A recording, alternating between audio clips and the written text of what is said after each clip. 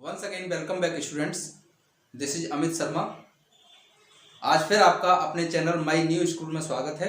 आज हम इस वीडियो में क्लास 12 के चैप्टर 1 रिलेशन एंड फंक्शन यानी संबंध और फलन का जो टॉपिक है नया वो है प्रतिलोम फलन, उसको डिस्कस करने वाले हैं। इससे पहले वाले वीडियो में हमने जो डिस्कस किया था वो किया था संयुक्त फलन। उसको हमने डिस्कस किया था कि दो फलन थे, उन दोनों का एक मिक्स करके एक फलन बनाया गया था जिसका नाम संयुक्त फलन हमने रखा था। आज हमारा टॉपिक है प्रतिलोम फलन। तो प्रतिलोम फलन में हमारे पास दो फलन होंगे, ये बात आप ध्यान रखें। प्रतिलोम फलन में कितने फलन होंगे? दो फलन होंगे, और दोनों ही फलन हमारे एकेकी भी होने चाहिए और आच्छादक भी होने चाहिए, अर्थात 1 भी होने चाहिए और ऑन टू भी। 1 और ऑन टू ये फलन मैं आपको पहले भी बता चुका हूं कि एकेकी और आच्छादक क्या होते थे। एक बार मैं दोबारा यहाँ रिमाइंड करा दे रहा हूं। एकेकी का मतलब ये था कि ए के प्रत्येक अवयव के लिए बी में एक ही इमेज होनी चाहिए, वो हमारा एकेकी होता था। आच्छादक का या ऑन टू का मतलब ये होता था कि बी वाले समुच्चय में कोई भी अवयव ऐसा नहीं होना चाहिए जो किसी की इमेज ना हो। तो पहली शर्त तो ये है कि दोनों ही फलन आपके कैसे हों, 1 ऑन टू हो या एकेकी और आच्छादक हो। तो हमने यहाँ पर दो फलन इस प्रकार ले लिए हैं कि f जो है a से b में फलन है और g b से c में फलन है, और दोनों ही हमारे कैसे हैं? एकेकी और आच्छादक है। अब मैं यहाँ पर समुच्चय ले रहा हूँ a और b। a है, मैंने लिया है a, b, c, और b लिया है 1, 2, 3। अब इन दोनों को मैं परिभाषित कर रहा हूं इस तरीके से कि मैंने एक सर्किल बनाया है पहला वाला, उसमें मैंने समुच्चय ए के अवयव लिख दिए, और एक दूसरा सर्किल बनाया उसमें मैंने समुच्चय बी के अवयव लिख दिए। पहले वाले सर्किल में मैंने जो अवयव लिखे हैं ए बी सी लिखे हैं, और दूसरे में 1, 2, 3, और ऊपर मैंने मार्क कर दिया है एफ। क्यों किया है? क्योंकि उसने एफ जो परिभाषित किया है वो ए से बी में है, एफ ए से बी में है, तो ये ए से बी में आ गया, एफ लिख दिया मैंने, ये फलन हो गया। अब ये 1 और ऑन टू क्यों है या एकेकी आच्छादक क्यों है? क्योंकि एक वैल्यू के लिए एक वैल्यू आपको मिल रही है, इसलिए ये एकेकी है।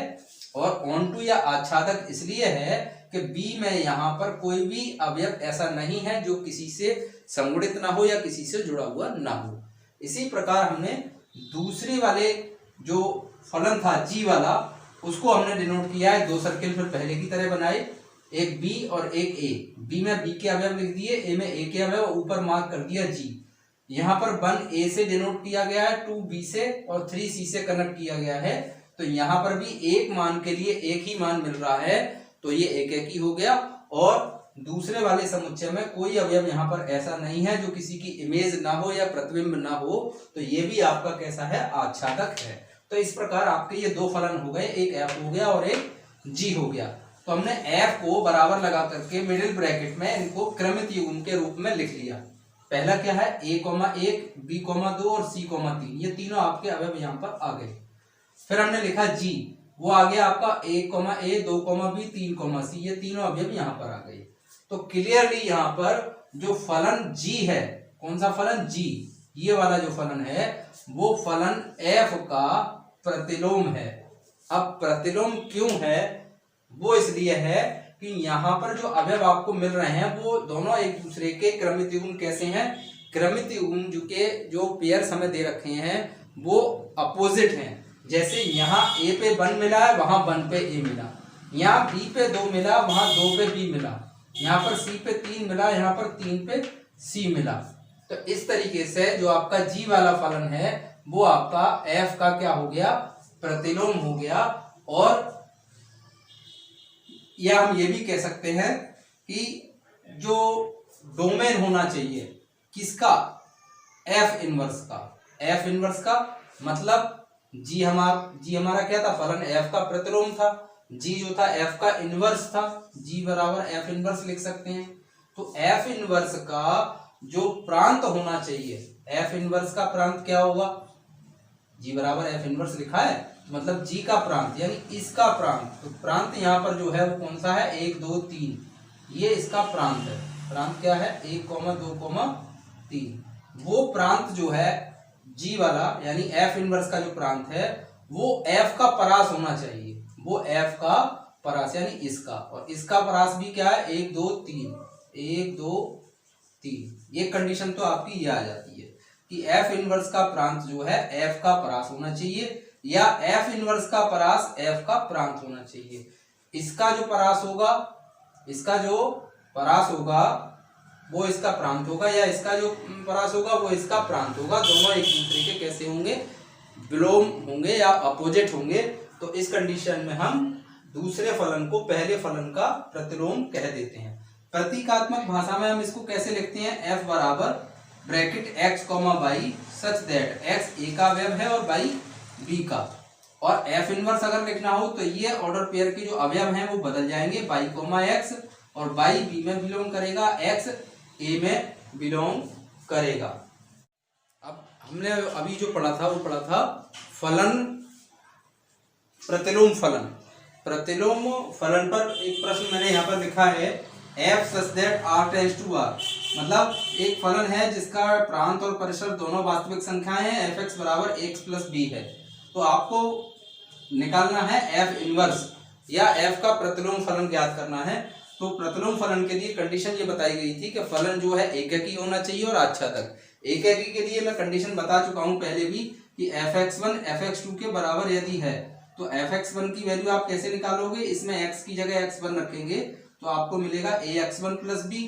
जब आप x2 निकालोगे तो ax2 प्लस बी, तो b से तो b कैंसिल आउट हो गया, आपको मिलेगा ax1 बराबर ax2, a से a कैंसिल हो गया तो आपको मिला x1 बराबर x2। इसका मतलब फलन एकैकी है। एक कंडीशन हमारी सेटिस्फाई हो गई। अब दूसरी कंडीशन के लिए fx जो दे रखा है इसका जो परास है वह वास्तविक संख्याएं हैं, अतः यह आच्छादक भी होगा। अर्थात इसका जो परास है वो हमारा क्या है, वास्तविक संख्या है, अतः यह आच्छादक भी होगा। ये हमने ऐसे ही लिख दिया और दे भी रखा है हमें। अतः y बराबर ax प्लस बी, तो यहां से आप x की वैल्यू y के पदों में निकालोगे, x बराबर y माइनस बी बटे a, ये आ गया। अब इसमें हम क्या करेंगे, x और y को परस्पर बदलने पर तो y आपका आ जाएगा x माइनस बी अपॉन ए, x की जगह y लिख दिया, y की जगह x लिख दिया, और यही आपका क्या होगा, f इनवर्स x होगा, प्रतिलोम फलन। नेक्स्ट क्वेश्चन, अब ये तो हमारा सिंपली दूसरे तरीके से था, हम एक दूसरे मेथड से एक क्वेश्चन करेंगे, वो है f such that n tends to y। ये आपका फलन परिभाषित इस तरीके से है कि fx बराबर 4x प्लस 3 है और y क्या है, नेचुरल नंबर में बिलोंग कर रहा है, और y 4x प्लस 3 है और x नेचुरल नंबर है, मतलब प्राकृतिक संख्याएं हैं। तो मान लिया y जो है y का अवयव है, y बराबर 4x प्लस 3। तो यहाँ से भी पहले वाले क्वेश्चन की तरह x का मान y के पदों में निकालते हैं। तो x बराबर आपको मिलेगा, ये 3 इधर आ जाएगा, y माइनस 3 अपॉन 4। अब हम यहाँ पर एक नया फलन परिभाषित करने जा रहे हैं जिसका नाम है g। जी हमने परिभाषित किया, इस तरीके से परिभाषित किया, y से n की तरफ है, y से n की तरफ जा रहा है या y से n में है। पहले वाला फलन था हमारा n से y में, हमने इसको लिया है y से n में, क्योंकि यहाँ पर हमने x की वैल्यू y के पदों में निकाली है, इंटरचेंज की है। तो हमारा ये वाला जो फलन है इसका नाम हमने दे दिया जी वाई बराबर में y माइनस 3 बटे 4। ये हमारा एक नया फंक्शन हो गया। फंक्शन तो हमारे पास अब 2 हो गए, एक हमें क्वेश्चन में दिया था, एक हमने बना लिया। अब आपको क्या प्रूफ करना होगा, इसमें अभी प्रतिलोम निकालना है, इनवर्स निकालना है। तो क्या करेंगे, पहले आप इसमें GOF निकालोगे और FOG। GOF, G को F पर परिभाषित किया गया है, FOG, F को G पर परिभाषित किया गया है। अब बात ये आती है GOF में हम निकालेंगे किस पर, वैल्यू कौन सी लेंगे। तो मैं पहले भी आपको बता चुका हूं इस प्रकार के प्रश्न, जैसे यहाँ पर लास्ट में F लिखा है तो F आपका X का फलन है तो आप X लिखोगे। तो GOF को आपने लिखा G और FX। अब यहाँ FX का मान लगा दिया 4x प्लस 3। अब ये 4x प्लस 3 कैसे हल होगा, ये मान आप G वाले फंक्शन में रखोगे। y की जगह मैंने 4x प्लस 3 रख दिया तो 3 से 3 कट गया, नेक्स्ट लाइन में 4 से 4 कट गया, फाइनली आपको x मिल गया। तो x ही मिलेगा, x आप रख रहे हो तो आंसर भी आपका x आएगा। अब हम ले रहे हैं FOG। अब यहाँ पर लास्ट में हमने जो लिया है वो G लिया है, तो G वाला फलन आपका y में है तो हमने यहाँ y लिया है, FGY, और GY की वैल्यू y माइनस 3 बटे 4। अब ये वैल्यू कैसे मिलेगी, जब ये वैल्यू आप उठा करके कहाँ रखोगे, F वाले फंक्शन में रखोगे। तो 4 इंटू y माइनस 3 बटे 4 प्लस 3, 4 से 4 कट गया, 3 से 3, तो आपको क्या मिला, y मिला। इसका मतलब एफ ओ जी वाई पर वाई मिला और जी ऑफ एक्स पे एक्स मिला, ये मिलना चाहिए। हर प्रश्न में आप इसी तरीके से करेंगे, एक नया फलन बनाएंगे और एफ ओ जी निकालेंगे, जी ओ एफ निकालेंगे, एक्स पर निकालना है एक्स आएगा, वाई पे निकाल रहे हैं वाई आएगा, तो हम कह सकते हैं कि उन दोनों फलनों में एक दूसरे के फलन है, यानी एफ जी का प्रतिलोम फलन है और जी एफ का प्रतिलोम फलन है। तो यहाँ पर मैंने लिखा है G O F I N, G O F I N, क्योंकि ये आई का मतलब है इनवर्स या इन्वर्टेबल, किसमें, प्राकृतिक संख्याओं में। एफ ओ जी किसमें है, आई बाई में, इन्वर्टेबल इन बाई, तो हम कह सकते हैं जी जो है एफ का फलन है या एफ जी का फलन है। इस तरीके से हम करते हैं इन प्रश्नों को। अब हमारा नया टॉपिक आने वाला है द्वैआधारी संख्याएं, बाइनरी ऑपरेशन। नेक्स्ट आपका टॉपिक है द्वैआधारी संख्याएं या बाइनरी ऑपरेशन। द्वैआधारी संख्याएं या इंग्लिश में इसको कहते हैं बाइनरी ऑपरेशन। इसको शुरू करने से पहले जनरल बात करते हैं। जो आपसे पहले की क्लासेस में हम क्या करते थे, जो हमारी संख्याएं होती थी, कोई भी दो संख्याएं हैं उनके बीच में या तो हमारा प्लस का साइन लगेगा या माइनस का या मल्टीप्लाई का या डिवाइड का, या तो हम उनको जोड़ेंगे या घटाएंगे या गुणा करेंगे या भाग करेंगे। दो अवयवों के बीच में इन्हीं चार चिन्हों का आप उपयोग करते हो, या तो प्लस करते हो, माइनस करते हो, मल्टीप्लाई करते हो या डिवाइड करते हो दो अवयवों के बीच में। अब यहाँ पर क्या होगा, द्वैआधारी संख्याओं में उन दो संख्याओं को जब कोई भी एक ऑपरेशन लगा हो, चाहे आपका प्लस लगा हो या माइनस लगा हो या मल्टीप्लाई या डिवाइड, इससे मतलब नहीं है कौन सा चिन्ह लगा होगा, कोई सा भी लगा हो, लेकिन उन दोनों को सॉल्व करने पर जो रिजल्ट आएगा, जो परिणाम आएगा, वो उसी समुच्चय में होना चाहिए जिस समुच्चय के अवयव आपने लिए हैं। यानी जिस समुच्चय से आप अवयव ले रहे हैं और उनको सॉल्व करने के लिए प्रश्न में यदि प्लस का दिया है या माइनस का दिया है या मल्टीप्लाई दिया है, डिवाइड दिया, कोई सा भी दिया है, तो उनको आप जब सॉल्व करोगे तो जो हमारा आंसर आएगा, जो परिणाम आएगा, वो भी हमारा उसी समुच्चय में बिलोंग करेगा या उसका अवयव होना चाहिए। उदाहरण के लिए मैंने यहाँ पे एक क्वेश्चन लिखा है on Z plus. On Z plus का मतलब है धन पूर्णांक संख्याएं। अब धन पूर्णांक संख्याओं में मैंने एक स्टार बनाया है, इसको आपको परिभाषित करना है।